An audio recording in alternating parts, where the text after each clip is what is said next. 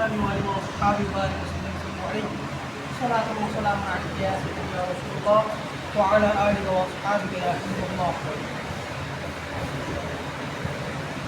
روزانہ ایک قرآن پاک کا اِصال ثواب کی فضیلت بیان کرتے ہیں کہ ایک بزرگ کا ارشاد فرماتے ہیں کہ کسی شخص نے خواب میں دیکھا کہ قبرستان کے تمام مرد اپنی قبروں سے باہر نکل کر جلدی جلدی زمین پر سے کوئی چیز سمیٹ رہے ہیں،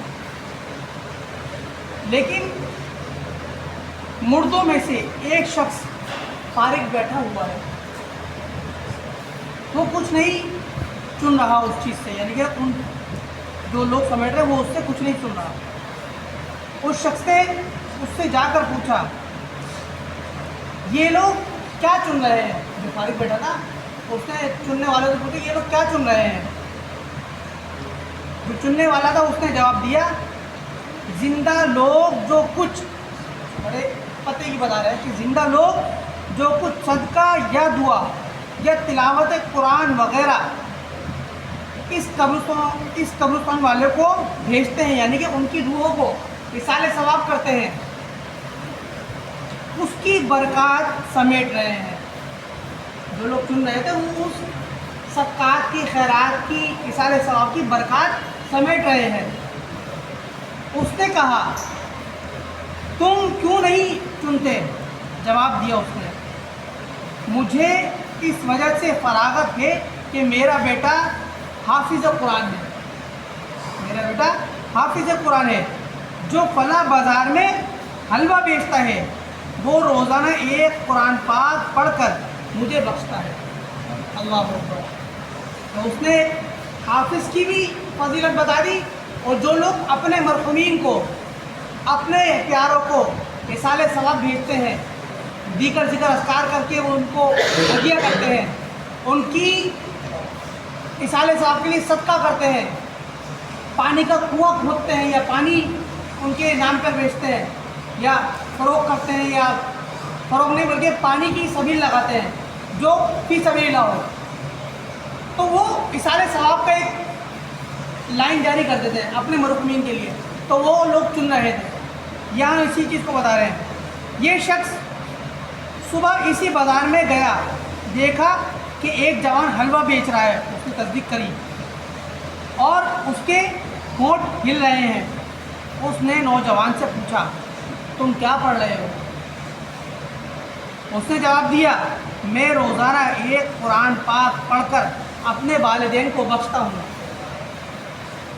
اسی کی تلاوت کر رہا ہوں. کچھ عرصے بعد اس نے خواب میں دوبارہ اسی قبرستان کے مردوں کو کچھ چنتے ہوئے دیکھا. اس مرتبہ وہ شخص بھی چننے میں مصروف تھا جس کا بیٹا اسے قرآن پاک پڑھ کر بخشا کرتا تھا. اس کو دیکھ کر اس بات پر بہت تعجب ہوا. اتنے میں اس کی آنکھ کھل گئی. صبح اٹھ کر اسی بازار میں گیا اور تحقیق کی، معلوم کیا تو پتہ چلا کہ وہ حلوہ بیچنے والے کا جوان کا بھی انتقال ہو چکا ہے.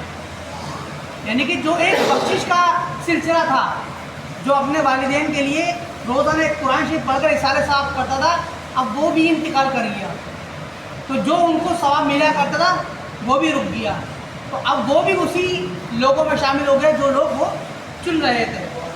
اس چیز سے، اس بات سے، اس واقعے سے ہمیں یہ بات ثابت ہوئی، یہ پتہ چلا کہ اپنے مردوں کے لیے اِصال ثواب کا اہتمام کرتا رہنا چاہیے.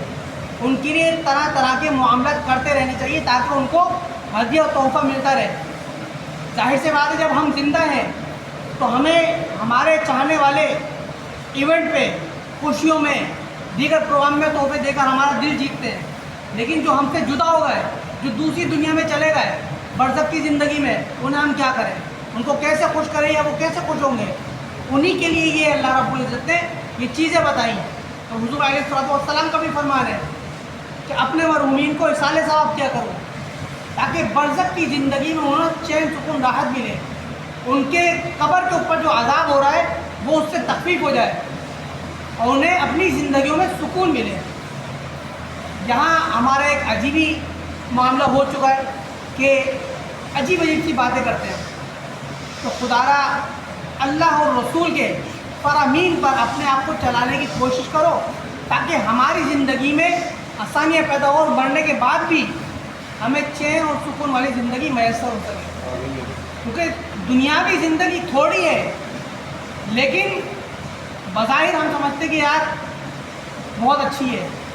इसे दुनिया में हुज़ूर अलैहिस्सलाम ने कुरान शरीफ में फरमाया कि बहुत मताउन कलील है, थोड़ी है, लेकिन मुश्किलात है, थोड़ी आसानी और मुश्किलात है। लेकिन बरज़ख की ज़िंदगी जो है ना, वो अकेले में बड़ी कठिन हो जाती है। अगर इस किस्म के मामला नहीं हो, बंदा परेशान हो जाता है कि आप करें क्या।